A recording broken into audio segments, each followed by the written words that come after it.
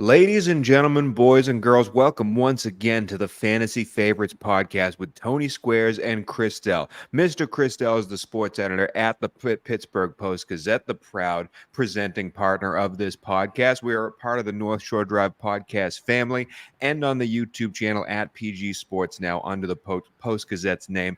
Go to that channel if you, or go to the podcast channel if you want to find out all the news about your Steelers, about anything to do with Pittsburgh sports, professional or collegiate, and we're here just two idiots trying to pound you and hit you over the head with fantasy knowledge to help you win your week and win your leagues.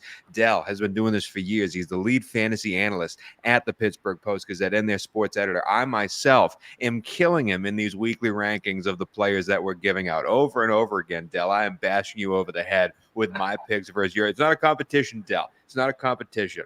But I'm beating the crap out of you. I just want to put that out there. Now heading into week 4, plenty of time to figure out and go forward. Plenty of time for you to get over the squares and turn into the sharp that we know you are. But are you a little worried that I'm the fantasy expert on this show? I think I need to see some receipts, Tony. I'm not sure about all that. You're the one that said the fade 2 in week 1. That's all I remember.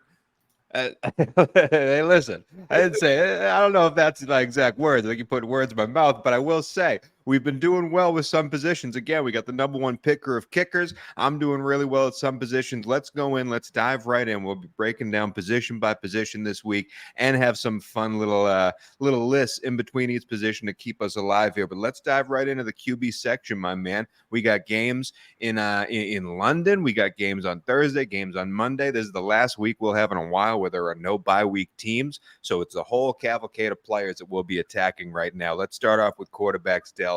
Who's QB number 1 for you? And I have to say, if you're listening to us, you might not want to listen to Dell giving out quarterbacks, but I'll talk about that later. Dell, who's your first QB we're talking about? Well, I'm gonna bring up just one game I want to target. It's going to be the Giants against the Seahawks. I think that's going to be a very sneaky shootout on the schedule here for week 4. I like both quarterbacks. I like Daniel Jones. I like Geno Smith. I actually really like Daniel Jones a lot. We've seen him when he plays, semi-soft type of defense. He thrives. He had 30-plus points just a week ago. Yes, he's had 2 terrible games sandwiched around that game, but the upside is there. The ceiling is there. The legs are there. We saw Wan'Dale Robinson come back last week, just have like a handful of snaps. He got targeted on like 6 of the 9 routes that he was out there on the field for. They desperately need that type of young, explosive playmaker on the field. So I expect that Brian Daboll to drop a good game plan here. I expect a lot of points. Maybe there's some turnovers thrown in, but Daniel Jones is going to throw a ton. He's going to run a ton. So I've got him ranked as my quarterback 9 of the week. I've got Geno Smith ranked 1 spot behind him. Seahawks are really coming into their own offensively these last couple weeks as well, and the Giants don't impose any type of threat. So I'm going to throw a little double doozy at you. I really love Daniel Jones or Geno Smith. I think they're both top 10 locked-in quarterbacks this week. Well, I'm very angry already, Dell, because you stole Danny Dimes from my grasp. So usually I don't like to take the player that you've given out. We're trying to be on the, at least give multiple options to the listeners and the viewers. And Danny Dimes was the one I wanted to buy so bad because I'm right there with you against this Seattle defense. Every quarterback that has gone up against Seattle has thrown for over 300 yards. I know Danny Dimes is not having a great start to the season, but I do think this is a get-right game for them. They have a couple extra days rest heading into this game. I think they're going to have it's Brian Daboll is going to earn his paycheck this game, and I think Danny Dimes is going to be going to get a lot more passing plays and more yardage because of that fact. But you took Danny Dimes, so I'll let you have him. You also have Geno. I'm going to give you a guy that I am fading, that I am selling, and I hate this because I told you on this podcast that I thought that this man could end up as the QB1. And he hasn't done so well so far. There's something wrong in Jacksonville, and it's Trevor Lawrence. They're going to London, their second home. They're going to their second home. They know how to do this. The first of a back-to-back in London. First time any team's ever done that. And Trevor Lawrence is playing the Atlanta Falcons, who, if you guys remember, we know this team is a bad defense. Like, we remember this team being bottom 30. You can pass all over Atlanta. That is not the case this year. They have brought in a bunch of defensive free agents, and some have worked out, some have not. But overall, it's been very tough to pass on Atlanta. They give up the 4th least passing yards. They give up the 4th worst completion percentage against them, the 6th worst yards per attempt against them. All the stats are backing up that it's tough to pass on Atlanta. They don't turn the ball over a lot. They don't sack the quarterback a lot. They do well getting pressure, but it's not. It's more of a stay back and you can't beat us deep. You have to play everything in front of us. And Trevor, his wide receivers are dropping the ball at a league leading rate. He's not exactly moving the ball the way he should. The tight end's playing really well and should have another good game against this defense. I just don't think Trevor gets right in this game. I'd be selling him and I'd be trying to find someone else to start. So I'm out on Trevor Lawrence this weekend, and it hurts me deep. Dell, you gave us two quarterbacks already, Danny Dimes and Geno Smith. You also have the sleeper of the week at the quarterback position. So I will say, your blank of the week, it's hit or miss, man. Last week at the quarterback position, you gave us the bust of the week, and it was Jordan Love. He finished as the QB6. Now, through the first three quarters, you are 100% correct, but that last quarter killed everyone who was fading Jordan Love. But the sleeper of the week this week is your quarterback. Who is it? Yeah, I'm going to go back to – I'm surprised he's a sleeper because he's been playing extremely well. He had a really good game last week, big upset win over the team you just talked about, the Jaguars. And that's Texans quarterback C.J. Stroud. You brought him up last week as well. And look, I expect the Steelers pass rush to get after Stroud in this game, but I expect the Texans to keep slinging the ball. And C.J. Stroud, in the first 2 weeks of the season, he had 90-plus pass attempts. We saw that number trick down just a little bit in week 3, but that's because the Texans were holding a double-digit lead there in the second half. The rookie Tank Dell has come on. He was the top receiver to add in my waiver wire fantasy fallout column on Post-Gazette.com. So make sure to check that out if you haven't run your waivers yet in your league or if you're looking to stash some guys later on. But, I expect more of the same. This offense has put the keys in C.J. Stroud's hands. He has no turnovers. He's playing extremely efficient, throwing an accurate ball. He's got Nico Collins, who wasn't even really involved in week 3. Robert Woods, the steady veteran there, and Damian Pierce and Devin Singletary have both been mixing in the passing game out of the backfield. So, again, the Steelers have a very good pass rush, but their secondary, their cornerbacks have shown the ability to be beaten. I mean, look at the volume that Jimmy Garoppolo put up last week with throwing to Jacoby Myers and Devontae Adams. You can put up a lot of fantasy points and a lot of volume on this Steelers defense. So, to me, C.J. Stroud, consensus has him ranked 21st. I've got him around 16, 17, right around the likes of Deshaun Watson and Dak Prescott. I think that if you've got C.J. Stroud, if you added him on waivers last week, you can ride him out the rest of the year. Sell the guy if you drafted an early quarterback, I'd be comfortable trading my early quarterback, getting a starting running back, tight end, or receiver in return, and riding it out the rest of the year with C.J. Stroud. That's the type of added value he can bring to your roster, not just this week, but for the rest of the season. I'm all aboard. I'm all aboard the C.J. Stroud hype train. I gave him last week as my sleeper of the week. He finished QB 12 according to Fantasy Pros. I mean, I am all aboard the C.J. Stroud train. If you've been listening to this podcast, you were early on that train as well.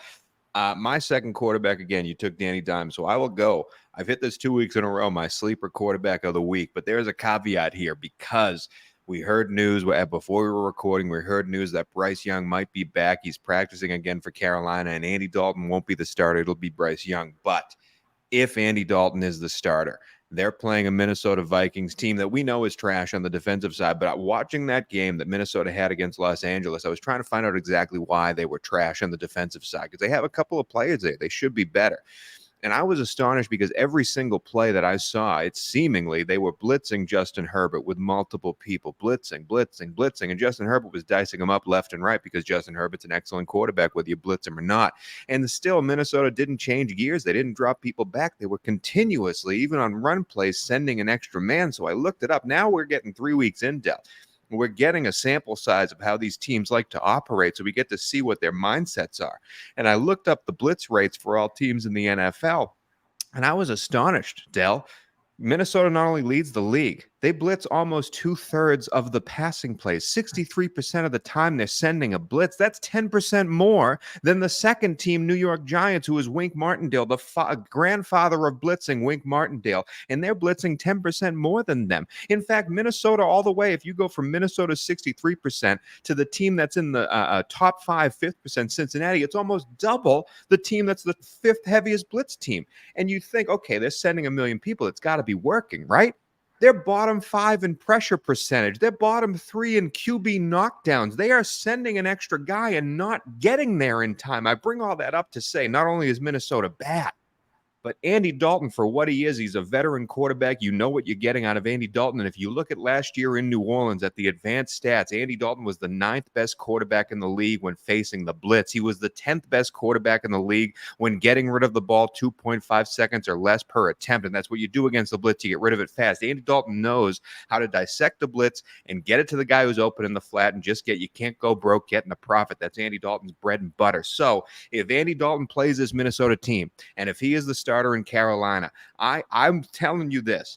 You will start Andy Dalton this week and be happier for it. And I know you'll get laughed out of the league. Everyone will be like, who is Tony starting? He's starting Andy Dalton this week? Yeah, because he's going to destroy this Minnesota team by dinking and dunking over the stupid blitz rate that they have. Now, if this is Bryce Young was the 3rd worst quarterback against the blitz in the first 2 games he played. He was also the worst quarterback, according to PFF, in the league, period, when he was held under with no pressure. So Bryce Young might struggle. But if it's Andy Dalton, that's a big fantasy win for me. Daily fantasy player, a huge fantasy win for me. That's my sleeper of the week. I hope the Red Rifle plays. Dell. It's the time to throw was a significant difference between Andy Dalton last week for what Bryce Young did in the first 2 weeks. So, and it's the Brian Flores blitzing effect with the new defensive coordinator in Minnesota. So I agree with you. It's an unreal amount. It's an unreal amount.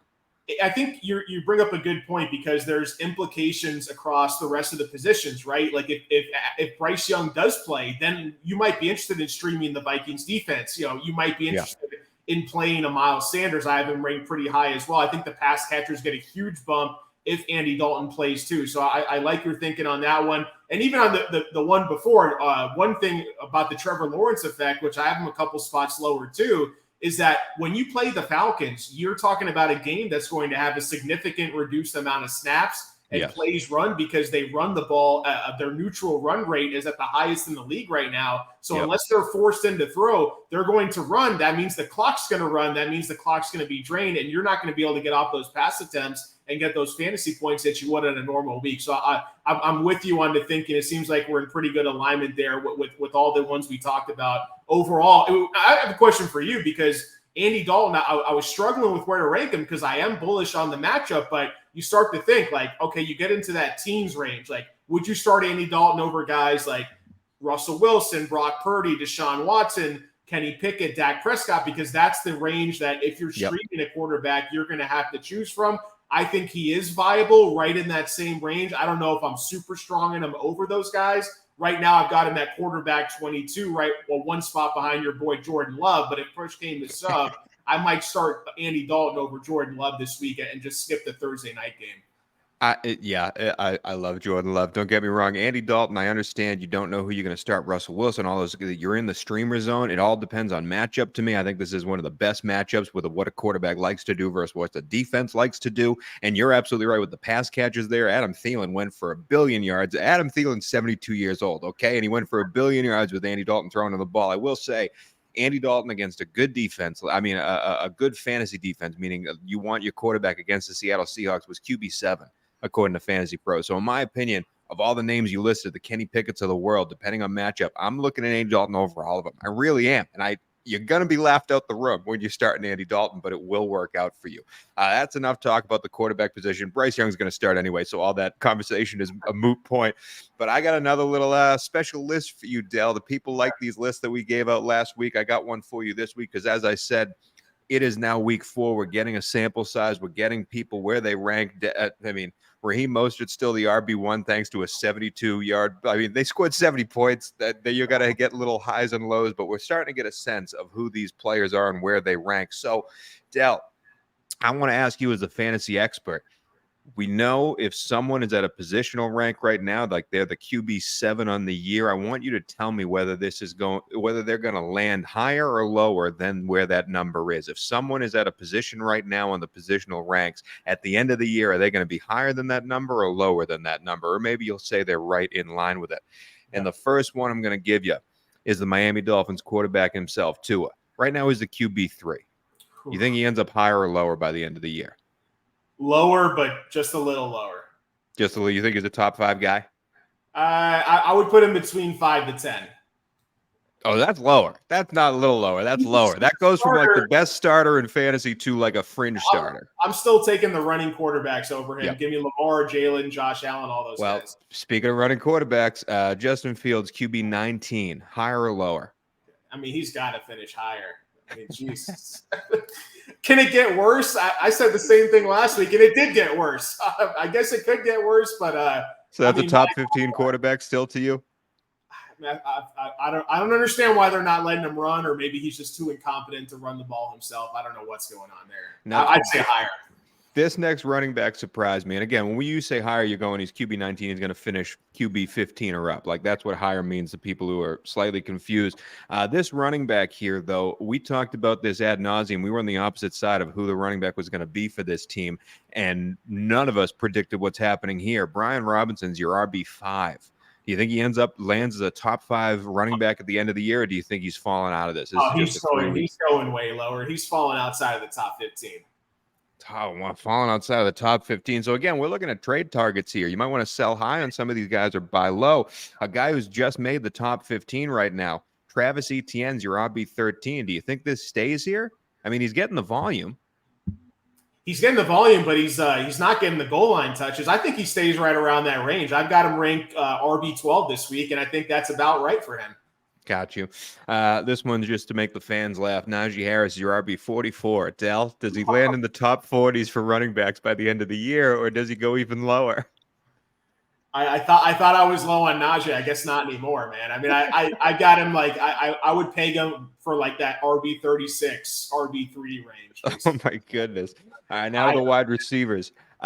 This man is a top 5 wide receiver. In my opinion, a bona fide Hall of Famer for the longevity and what he's done over the past few seasons. He is just consistently awesome. And this year he's having one of his best statistical years already with Baker Mayfield throwing him the ball. Mike Evans is your wide receiver 5. Does he land as a top 5, top 10 running back, or does he fall back to earth? Top 5 wide receiver, not running back. Yeah, he's going to fall back to earth, but he's still going to be great. I'd put him in like the wide receiver 10 to 15, 20 at the worst, but he's not finishing top 5. You got too many elite guys up there.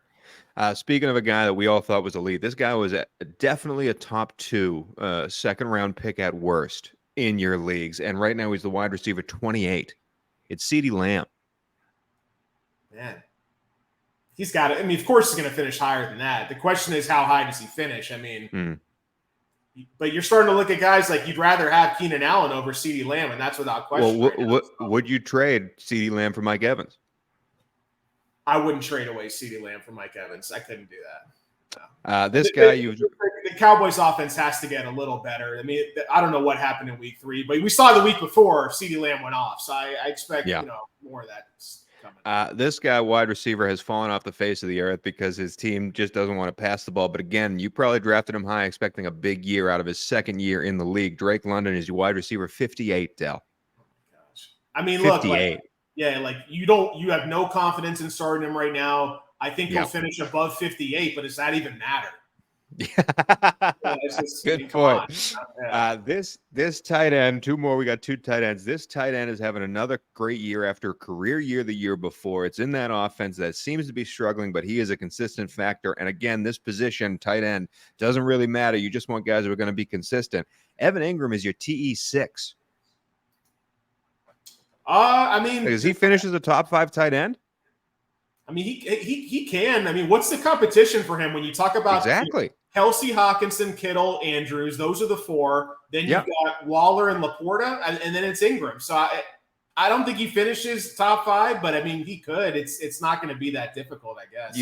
You just mentioned the last tight end we're talking about because this man's a TE12, and you just mentioned him as one of your top 5 guys, Darren Waller. Does he end up as a top 10 tight end, or is this New York offense just defunct? Top 10, yes, because once you get past the top 6 or 7, I mean, there's, we're talking about some scrubs out there. So okay, all right, that's it for your high or lower candidates. Might want to focus on a few of those guys. Sell high if you want to. Let's move on to the running backs. Dell, neither of us did pretty well on running backs last year. You did say sell AJ Dillon, and he was RB 57. I told you to sell Jerome Ford. He ended up RB 7. But listen, I was right on Jerome Ford, okay? 2 touchdowns is the only reason Jerome Ford, he had 10 rushes for 18 yards for that Cleveland team. I was right on that one to sell him. Yeah. No, I just want to say yes, because I feel the same way about Jordan Love. And this is what I want to get across to some fantasy managers real quick, is that you can have a guy, you can bench a guy and he can outscore the guy you started him over. And it doesn't mean you made the wrong decision. It's a process. These are process plays long term.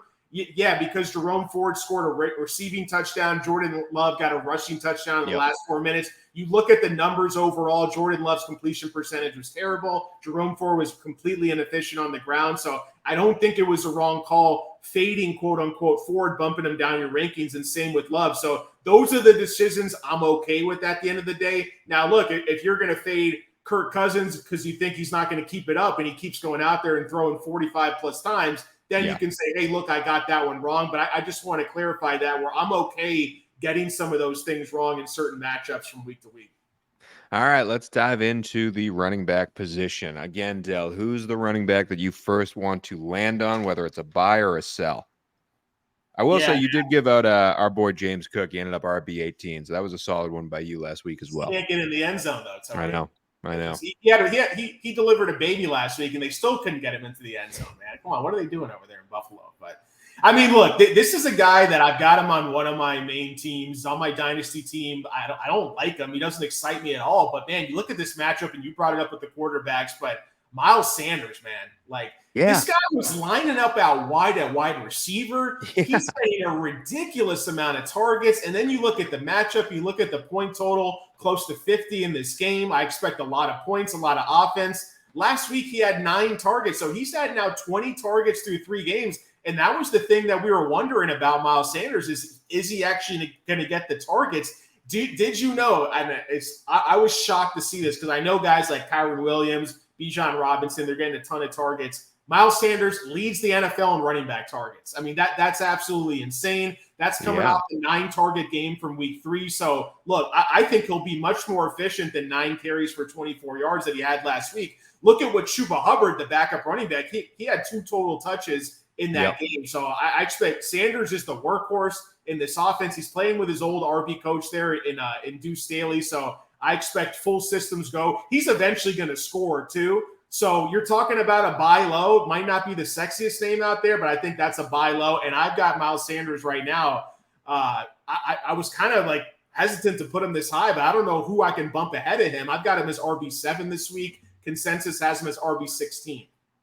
This is a guy that you've been high on a lot, and I've sort of played the wait and see approach, and I've lost out if you're playing the wait and see approach. I do think that the great year continues for DeAndre Swift this week against Washington. I mean, Philly, that offensive line is unreal. And James Cook, as we talked about, had a great week for Buffalo last week against this Washington team. And it's also part of the game script. Washington came out, they won their first 2 games. Everyone thought this could be a contender. They're not, man. I think they're one of the worst teams in the league. I think Philly goes up big on this team and runs the ball out. And I think DeAndre Swift, the holes he's running through, they talked about it during the telecast. Like, you could drive a truck through him, man.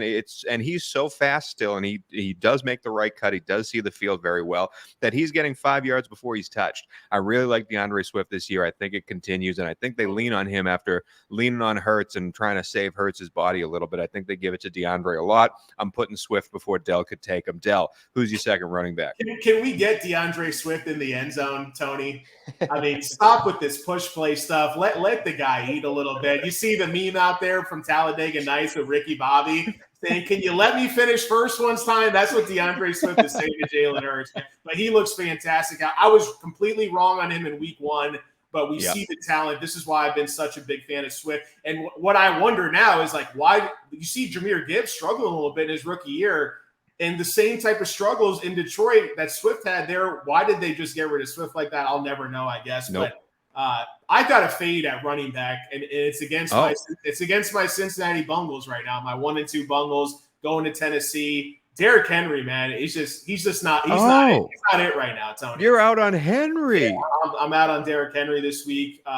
Even in week 2, in what was the best possible ever dream type of matchup against the Los Angeles Chargers, he averaged 3.2 yards per carry, 25 carries for 80 yards. That's not the Derrick Henry we know. There's reports about him struggling right now with a toe injury. Let's not forget, he's almost 30 years old, man. This guy's got more workload in terms of like his wheels overall, man, like those things are getting rusty. So, and we see the rookie Tajay Spears earlier in these games. Like, yes, he's not forcing like a 50-50 committee, but he's playing way more than other backup running backs in Tennessee have in the past. And this Cincinnati Bengals defense, they showed up last week on Monday Night Football against the Los Angeles Rams. They were very effective, not just pressuring Matthew Stafford, but also getting at Kyren Williams in the running back game. So I expect Derrick Henry. Look, I believe he's 52nd out of 53 qualifying running backs in yards per carry in terms of efficiency. The Titans just need more explosive plays overall, and the Bengals know what they need to do. They're going to get after Tannehill. They're going to look to stop Henry. So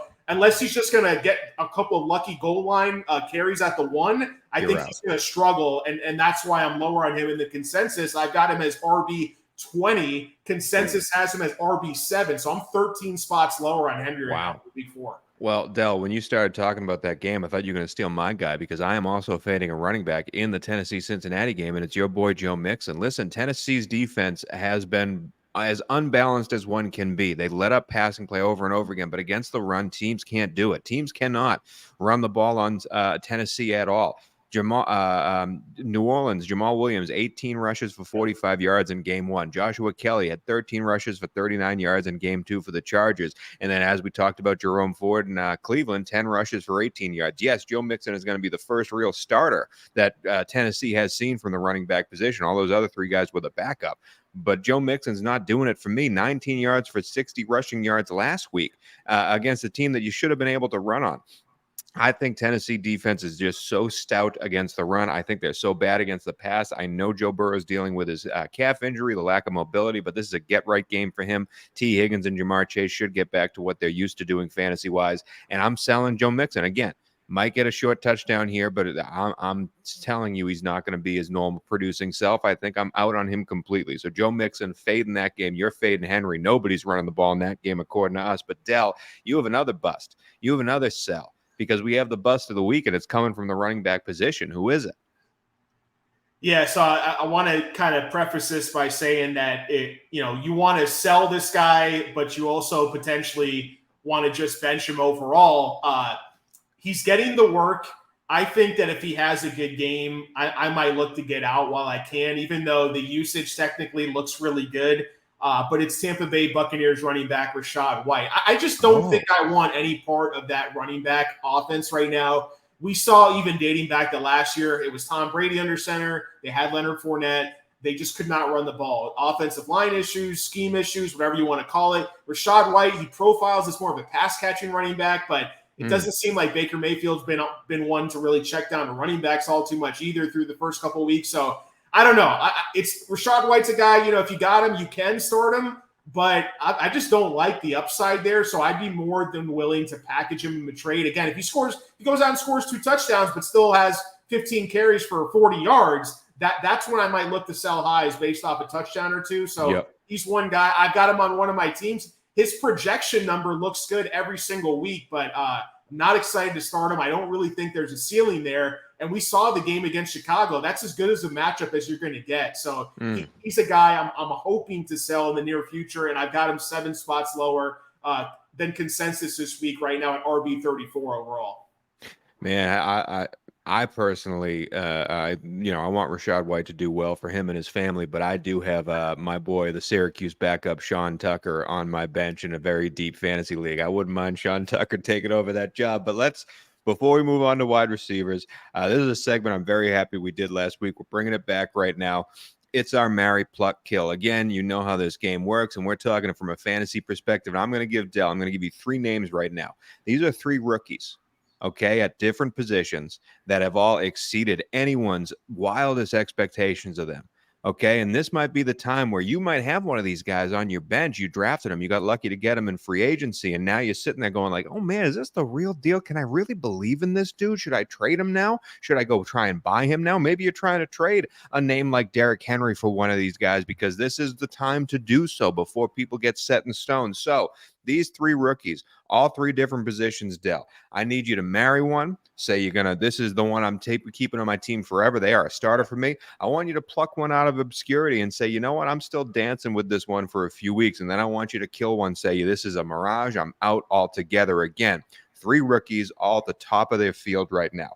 The three names are Kyren Williams of the Los Angeles Rams. He is currently the RB6. Tank Dell of the Houston Texans. He is currently wide receiver 7. And the last one is tight end Sam Laporta of the Detroit Lions, your TE2, the second TE overall. Obviously, tight end is a position that kind of gets thrown aside, but he's doing so well that you need to throw him in here. And I know Kyren Williams isn't a rookie, but this is the first season he really matters. So Kyren, Tank Dell, Sam Laporta, Mary, Pluck, Kill Dell. Oh man, that's tough, Tony. You're putting me in a bad spot. I don't want to. I don't want to kill him, but if I have to, well, first of all, I'm going to say that I'm going to marry Kyren Williams, right? Like, really? Yeah, because the usage is just insane. 55 snaps, 0 for any other running back. When Sean McVay commits to a running back, if he wants to marry Kyren, then I'm going to marry Kyren too. We'll make that a whole thing there. So I got to say him, and then I can't go against my brother, Tank Dell. Brothers from another mother, whatever you want to call it. Chris Dell, Tank Dell. I wish that we were related. Let's just put it that way. Tank Dell, I'm going to pluck because, the Texans offense, maybe we're not 100% sold on them right now. I mean, he can't keep up this pace that he's on right now, but he definitely can continue the pace he's on. I think he's locked into that 2 spot. I know we talked about whether it was going to be him or Robert Woods last week. So I'm going to pluck Tank Dell, my boy. And then, I'm going to have to kill Sam Laporta. How about let's say it's the wrong answer, Dell. It's the wrong answer. Sam Laporta, you could probably get a decent haul in return. So absolutely, I don't want to kill any of these guys, but that's my way of justifying the Sam Laporta kill right there. To me, I'm projecting into the future here a little bit. We've seen what these guys can do for 3 games, and if I was to answer this question, I am marrying Tank Dell because, again, C.J. Stroud got this guy drafted to the team, and this chemistry is clearly working. I think Houston's going to be a big passing offense, and we've seen Stroud be able to do it. He loves throwing it to Dell. I'm marrying that team. I think it continues. Laporta, I'm plucking because, again, tight end position is a tough one. If you can get a top 2, top 3 tight end, and Laporta could definitely land there. I know rookie tight ends have this whole bad juju about them, but this is one of the best passing offenses in the NFL, and Laporta is turning into the wide receiver 2 in this offense. I really like Laporta at this position, and I'm killing Kyren Williams because I know the volume is there, Dell, but I just don't believe these Rams are going to be able to sustain what they've been doing offensively. They're already having injuries at the offensive line position. Matthew Stafford could not stand on his own 2 feet on any passing play last week. It's going to get tougher and tougher for Kyren Williams to have good opportunities. He will have opportunity. The good opportunities, however, the goal line opportunities might get worse and worse as this offense gets worse and worse due to injuries. It's not a deep team. So I'm projecting a little bit. I'd sell Kyren Williams as high as I could right now. Probably get a really good player out of it and bite the bullet if I'm wrong. That's the way I'd attack it. But we're moving on to the wide receiver position. Dell, your first wide receiver of the week. Last week we did, if I can remember correctly, we did pretty dang well. You especially, Dell. You told me to buy Amari Cooper. He finishes the wide receiver 10. You told me your stash of the week was Tank Dell. He finishes the wide receiver 7. And Garrett Wilson, you were selling. You were fading. You finished wide receiver 48. You killed it when it came to wide receivers. Myself, I told you to get rid of any Green Bay and Washington wide receiver. The highest one was Romeo Doubs. He finished wide receiver 17. But again, he was a 0 before that fourth quarter came. And everyone else, wide receiver 47, wide receiver 50, wide receiver 63. We both did really well at wide receiver positions. Let's keep that continuing. Who's the first guy you want to talk about? Let's talk about Tank Dell's teammate, Nico Collins. He's coming off a down game. You keep taking my guys, Dell. All I can say is that, look, like, you're disappointed in what Nico Collins didn't do in week 3, right? He had 3 targets, 2 catches, 34 yards, but you have to look at the situation. They were winning the game, especially in the second half. They were winning big against Jacksonville. They didn't need to throw as much, which is why Stroud's numbers went down. His passing attempt volume overall. Look, it could have easily been Nico Collins to do what Tank Dell did last week. However, these things can flip in a heartbeat from week to week in fantasy. So Nico Collins, he's their alpha receiver. Maybe it's more of a 1A, 1B. However, I think the industry right now is a little bit low on him. They've got him at wide receiver 28. I'm 5 spots ahead at wide receiver 23. I've got him right around the same range as the aforementioned Cooper, Mike Evans, Tyler Lockett. I think Nico Collins deserves to be in that range, as does Tank Dell, but I am higher on consensus than Nico. I think he has look at the 2 receivers for, again, Las Vegas last week. Look at Devontae Adams and Jacoby. Massive amount of target share for both. But I think we can see a very similar performance compared to what Las Vegas does, what Houston's going to do this week. I'm right there with you, man. I am absolutely right there with you, man. I had Nico Collins written down. I'm so mad you took him because that's another one I had marked down. That was my favorite. I'll go to my second guy, and this is a bigger name, but this is me thinking you have this guy on your roster, and because of the injuries that have happened to his team, you're wondering, well, should I start the backup? Maybe I got I don't know. Name a random wide receiver that you think might do better. Maybe I got Terry McLaurin on my bench, and maybe Terry has a better week than this guy. I disagree. I know it's Jameis Winston. I really like Chris Olave this week. The matchup is there for him, and I just watching him personally against my Green Bay team, it was terrifying to watch that man work. He made so many circus catches on balls thrown by Derek Carr and Jameis Winston that were not necessarily in his catch radius, and he made the play happen. And there were more plays where he's running wide open, and they just don't see him and don't get it to him. He is uncoverable, and I am all aboard the Chris Olave train still. I say stay with him and play him because Tampa Bay, who keeps losing defensive backs to injury every week, they have had a wide receiver get over 100 yards against them. I think Chris Olave continues that. It's a must start for me. Don't worry about it one bit. Dell, your second wide receiver. Yeah, I'm gonna go. I'm gonna go to another rookie. We talked about a lot of rookies. They were the focus of my fantasy fallout column for waivers this week. I really like that game again with the Vikings and the Panthers. I really like Jordan Addison a lot this week. I mean, this guy's an explosive play waiting to happen. He actually had. I think he went into halftime of that game with 0 targets, had 8 targets in the second half as the Vikings tried to open things up and figure out a way there. Yes, the touchdown wasn't there. The long reception wasn't there as it was in weeks 1 and 2, but we did see that big playability. And I think his target share, his route rate's only going to go up. His main competition right now being KJ Osborne, but he's out targeting KJ Osborne, even though he's playing a significant less amount of routes per game than Osborne is. So again, I think this matchup is prime for the taking here overall. The Panthers, they have a decent pass rush, but if anything, they have some defensive backs that might try to focus all their attention on Justin Jefferson, where I think Jordan Addison is due for that big breakout play. So I think you look at the game environment, you look at the fact the Vikings are top 2 in the league in neutral pass rate, and that's only going to lead to eventual double-digit target games for Jordan Addison. I want to get ahead of it while I can. I want to bet on the ceiling and the upside. I've got him as wide receiver 29, 7 spots ahead right now in consensus. I like that. I like that too because I have Addison in a couple of my leagues, and I'm waiting for him to be a consistent player. I will definitely play him this week. And my theme, I think going forward and this week especially, I've given you a guy that I'm buying, and I'm giving you a guy that I'm selling. And this is the same situation with the wide receiver position. And this one hurts me to my core, man.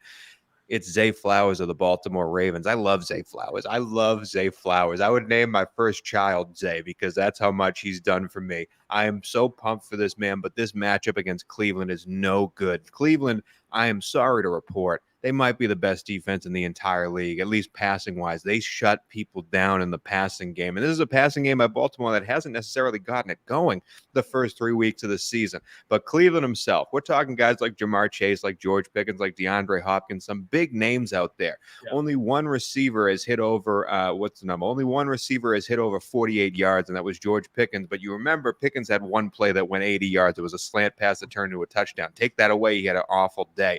No receiver has more than 5 receptions against them. This Cleveland team shuts you down in the passing game and doesn't give you time to throw the ball. Baltimore is dealing with injuries along the offensive line and now has to play Myles freaking Garrett, who might be the defensive player of the year this early into the season.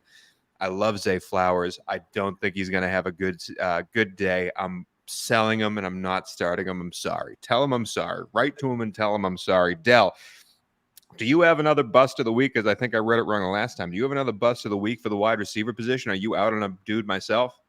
Well, I've definitely got to sell kind of in that starter range overall. But I mean, we don't have to go too crazy on it. I think that when you're looking at the board overall, Garrett Wilson's a guy I'm just not starting unless Zach Wilson's so sad. While Zach Wilson is the quarterback, excuse me. Well, hey, they got Trevor Siemian though, so there's hope. It probably would be a lot better than what Zach Wilson's putting out there right now. So I don't want to go too quick on it, but I see the industry again is higher than they should be. They've got Garrett Wilson as wide receiver 29. I've got him at wide receiver 44, which is in a range of solid options. Terry McLaurin, Elijah Moore, Marquise Brown, Michael Thomas, Gabe Davis. I feel more comfortable starting most of these guys over Garrett Wilson, despite the talent being there. So I said him last week. I'm going to keep saying it as long as the industry doesn't continue to rank him as high as they are right now. Got you. Got you. All right, let's move on to the tight end position because this is a position that Dell, me and you have did really well the first 2 weeks. Last week, I did really well again. I gave out Pat Fryermuth, and that man was all over the place. He ended up as TE8. Dell, you gave out Taysom Hill. Landed as the tight end 33. Not even a top 32 tight end 33. So, Dell, we got some room to move. I'm going to let you go first because I have two names, and I'm only going to give out one. I got two names that I could pick, so you can't take both of them. Who's the first guy you want to give out? Yeah, it's that was a tough one right there. He didn't really have a great game, Taysom, but man, you know what? This is the thing is because I don't want to pick guys that I'm ranked exactly in the same spot as the industry. Yep. So we're trying to give you guys that are like, we're trying to give you guys that are going to either surprise or be mid-ranked that we think are going to be top ranked. So we are taking shots here. Yeah. So, oh man, this one. I'm going to go with the guy. I'm bullish on him this week. It's tough. It's a tough week for tight ends. Yeah, because I've got a list of guys that I wrote down, and I realized the rankings changed since we started doing this. But overall, you know, I think that one guy that I'm a little higher on is going to be Gerald Everett this week, and it doesn't excite me to say it, but you know he hasn't done anything this year yet, right? He's had 47 yards in week 2. He had 6 catches in week 3, but I'm encouraged by the 6 targets for 6 catches in week 3. Obviously Mike Williams is gone. They need explosiveness in that offense to continue playing as well as they have so far. And the thing I like about this is that the Raiders have actually been the best matchup in the NFL right now against opposing tight ends. You look at the fact that they're averaging 4.2 more fantasy points per game at the tight end position. That's like a 47% increase right now overall. So no matter how you look at it, they are giving up big gains to the tight end position. We saw just last week, Pat Fryermuth found the end zone. And yes, I know Donald Parham is going to run routes, but it's terrible, dude. 2 catches, 2 touchdowns, and 6 yards. I'm sorry, but I'm starting a guy that's getting 6 catches for 6 yards and just hoping I get the touchdown luck. So I think that I like Everett as an athlete, as a player. I know you like him too. I think this is a week here where I think he can really have a good matchup and take advantage of it. I like that, and I am nothing but consistent, my man. I think I'm going to take this guy for the next few weeks because of the matchups that he's having. It's Pat Fryermuth once again. I don't care what the rankings say. You're starting him. If you did not start him last week, you might have started someone else because, again, Darren Waller or Pat Fryermuth was a conversation a week ago. You're starting Pat Fryermuth this week. The team he's playing, Houston Texans, it's going to be, in my opinion, one of the higher scoring games. Houston defense, though, is playing better and better, except in the middle of the field covering tight ends. Last 2 weeks ago, they played Indy, which again has a cavalcade of tight ends. You put their numbers together with 6 catches for 80 yards. Last week they played Evan Ingram in Jacksonville, 7 catches for 67 yards for Evan Ingram. I just think the opportunity is there for Pat Fryermuth. He got invested in the offense last week. It's going to get moving again. Big fan of Fryermuth. I'm doubling down, taking him 2 weeks in a row against Houston. Dell. Let me pull. Hold on. Tony, I thought I was high on Kyle Pitts this week, but it turns out I'm still 5 spots lower, even though I think I'm high. So I didn't want to mention him. You hate Kyle Pitts. Dell, you're moving up in the world when it comes to defense. You started off week 1, you gave out the 32nd defense in the league, moved up to the mid-20s. Last week it was a defense 18, those Tennessee Titans. Who is the Dell defense of the week? And I know we got 2 coming, but who's the first one? Who's this week? Who's going to finish high this week? It's going to be the team that just gave up 70 points in week 3, Tony. It's going to be the Denver That's Broncos. Good news to me. It's going to be the Denver Broncos. Look, I'm higher on the Chargers, way ahead of them in consensus against the Raiders. But I'm going to go with Denver. I stashed them on a couple benches last week. And this is why this is a streaming game, right? Like, yes, they play the Dolphins might have the best offense in the league right now. They're playing against the Bears. And, we know what the Bears offense looks like right now. The Broncos still do have some playmakers on the defensive side, even though they didn't show up in week 3. And they play against Zach Wilson and the Jets in week 5. So you could potentially get these guys for 2 straight weeks back-to-back to start. So I'm streaming Denver. If they don't show up against the Broncos, then I won't – against the Bears, then I won't start them against the Jets. Yeah, it's done. Zach Wilson might be a Hall of Famer after the Broncos game. You've got a defense to start against the Chicago Bears right now. You almost have to do it unless you have one of those top 5 options. I was going to ask before you move on to another defense, because I know you got a defense that you want people to grab now because of the Week 5 matchup and beat the waiver wire. But I do want to ask, we did not talk about the Denver-Chicago game at all. And I do believe there are potential there for some of these players that you just haven't played yet. You just are sitting the DJ Moores of the world, the Justin Fields of the world. But as we've seen, both of these defenses stink. Do you think this is going to be a high-scoring game? Do you think there's some fantasy aspects there? Or do you think both of these offenses are so messed up that it's still going to be a low-scoring game? I don't know what to do. I didn't pick any of these players, but just touch on it real quick before we leave the show. Yeah, I mean, you have to bump up the skill players. Will they be efficient enough to actually score touchdowns? I wouldn't bet the over in this game. I'll tell you that much. But the Raheem Mostert and Devin Achane just had 8 touchdowns running the ball and 1,000,000 yards. And if you have Khalil Herbert or Roschon Johnson, are you starting one of them? Well, I'd rather start Javonte Williams because you know he's going to get the work, and I don't know who the Bears are going to. The thing is that Herbert and Roschon have to compete with Justin Fields for carries too. So when you look at the Broncos side of things, I'm much more bullish on Javonte. He almost made my list for guys we were going to mention earlier on the running back segment. But, I mean, Cortland Sutton was a target hog last week. I'm not a big fan of Sutton, but he's getting the volume, the matchups there. I would have to put my chips in on the Broncos offense as opposed to the Bears because at least in these blowouts, the Broncos are scoring touchdowns and putting up some type of points. Right. Okay, let's move on to a defense I know you want to talk about because you want people to beat the waiver wire here. Yeah, I mean, this is the stash of the week if we're calling it that. If the Bengals are still there, I'd take them because they look really good against the Rams. They have Tennessee, very weak offensive line. They play at Arizona next week. However, I've seen this team spike dropped in quite a few leagues over the last week. The Washington Commanders. Yes, this week you don't want to play them against that Philly Eagles offense. However, home game against said Justin Fields and the Chicago Bears in week 5. Put the Commanders at the end of your bench. Sit there and wait for them. They might be the number 1 defense overall in week 5. And let's end the show on another edition of Kicker, Chicken Dinner. No, I messed it up again. Whatever it is. We'll pick your kicker of the week.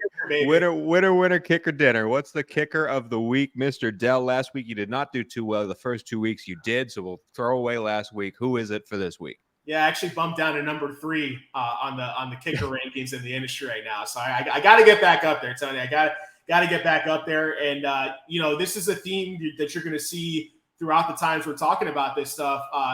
One guy I love, I have him ranked number 3. Industry has him ranked number 4, Cameron Dicker. However, my main one that I want to talk about here, sleeper type of kicker, is going to be Eddie Piñeiro from the Carolina Panthers at home against the Vikings here. Now, look, I will say, if Bryce Young starts, then use Cameron Dicker as my official kicker pick of the week. However, if we do get Andy Dalton playing in that offense at home against Minnesota, then I will say Eddie Piñeiro. I've got him as my kicker 13 overall. He's ranked as the kicker 25 in the industry. So those are 2 guys I really like a lot. Okay, and that is it for the Fantasy Favorites podcast brought to you by the Pittsburgh Post-Gazette. And if you want to read some of these articles, Dell really deep dives in some of these articles, including the Fantasy Fallout article that comes out, what is that, Tuesday, Wednesday? You sort of recap the week that was and tell people how to attack waiver wire. So, yeah, that's a Tuesday morning article, the Fantasy Fallout article.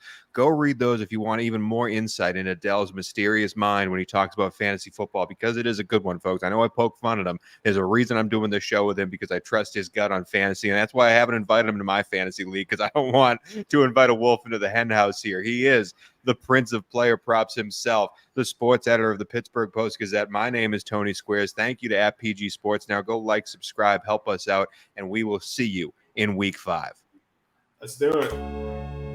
Thank you for checking out this content from Post-Gazette Sports. If you enjoyed the video, please like it and subscribe to our YouTube channel. Check out our Apple Podcast channel for more podcast content. Click below for a special deal of 99 cents for a 3-month subscription to the Pittsburgh Post-Gazette.